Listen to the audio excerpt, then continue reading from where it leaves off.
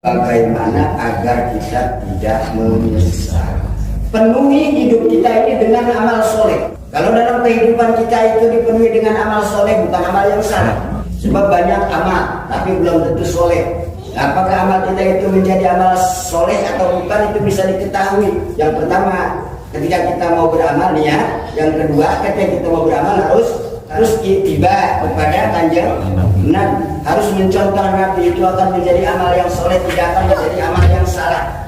Apapun yang kita lakukan, ibu-ibu mau bekerja, jadikan itu sebagai amal soleh. Niatkan itu ikhlas karena Allah, bukan karena salaki, bukan karena kepengen ini kepengen itu. Niatkan itu ikhlas karena Allah, tapi amal harus sesuai dengan yang dicontohkan oleh Nabi. Kalau nggak begitu tidak akan jadi amal soleh.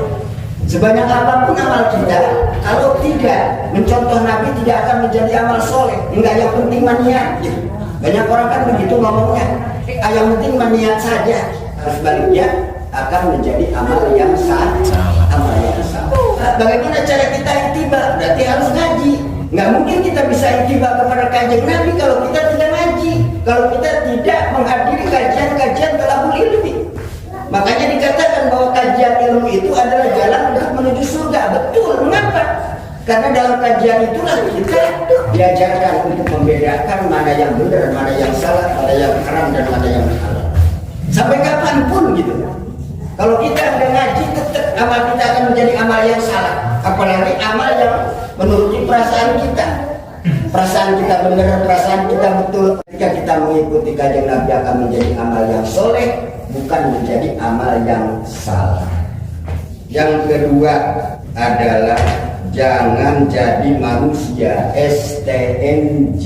Jadi kalau kita sudah melaksanakan amal kebaikan, amal soleh tadi pun gitu, jangan kita menjadi orang yang jadi muslim yang STMJ. Apa STMJ? Sholat terus bajigur. Jangan jadi bajigur, jangan jadi bandre, jangan jadi limun. Kalau kita menjadi STMJ maka gagal kita ini. Maka kalau sudah penuhi amal soleh, maka jangan kita menjadi seorang muslim yang STMJ, sholat jalan maksiat jalan. Udah hati-hati gitu. Kalau udah mati udah nggak bisa balik lagi. Kayak wati-wati bener gitu. Kalau udah mati udah nggak bisa balik lagi gitu. Jangan ada orang mati balik lagi, takut kita. Lakukan amal yang pahalanya berat dan berlipat ganda. Nah, seperti apa misalnya? Dengan menyibukkan diri dengan Al-Quran. Bukan hanya sekedar kita membaca Al-Quran. Kita pelajari Al-Quran, kita baca Al-Quran, dan kita pun mengamalkan Al-Quran. Berarti kalau kita sibuk dengan Al-Quran, berarti kita nggak kerja, yang nggak punya duit kita. Yang disibukkan dengan Al-Quran di sini adalah ketika kita beraktivitas, standarkan diri kita dengan Al-Quran. Jadi itulah ibadah yang memang dilakukan tapi berat timbangannya. Baca Al-Quran ringan. Nah, yang kedua, amalan yang ringan tapi berat timbangannya apa?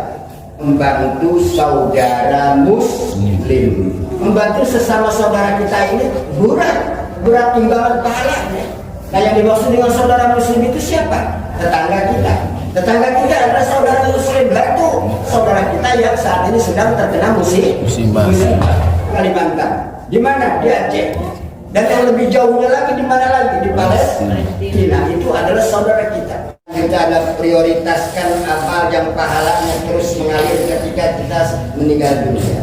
Ketika kita nggak ada, pahalanya itu mengalir. Umur kita 60-70 tahun.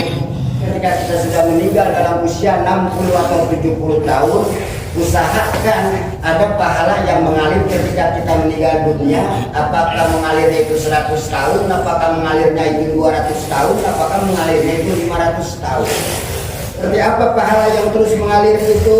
Ketika mati anak Adam maka putus semua amal-amalannya. Urusan-urusan akan putus dari alam dunia, kecuali yang akan tidak putus, yang akan terus ngalir.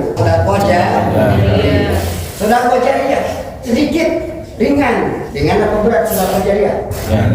Berat bagi orang yang pelit. Tapi bagi orang yang nggak pelit ringan. Kita sedekah yang memang yang kita miliki itu yang paling disayang oleh kita. Istri. Istri yang disayang. Pemajikan jangan.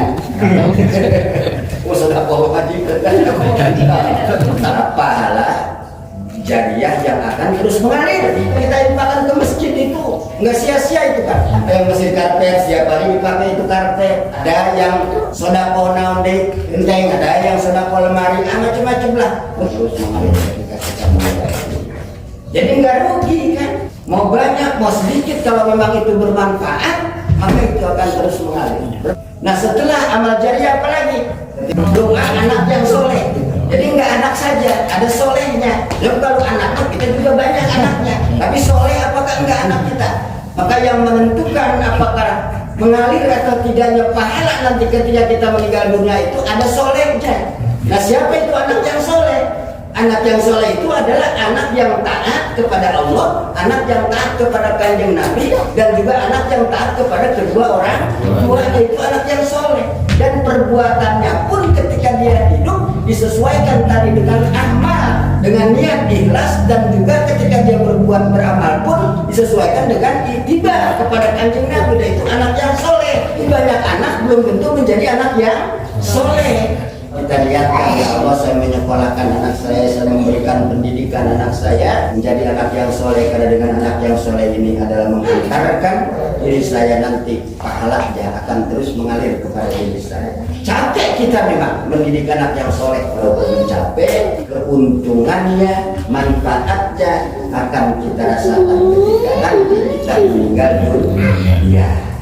Yang ketiga, Ilmu yang bermanfaat. Ilmu yang bermanfaat.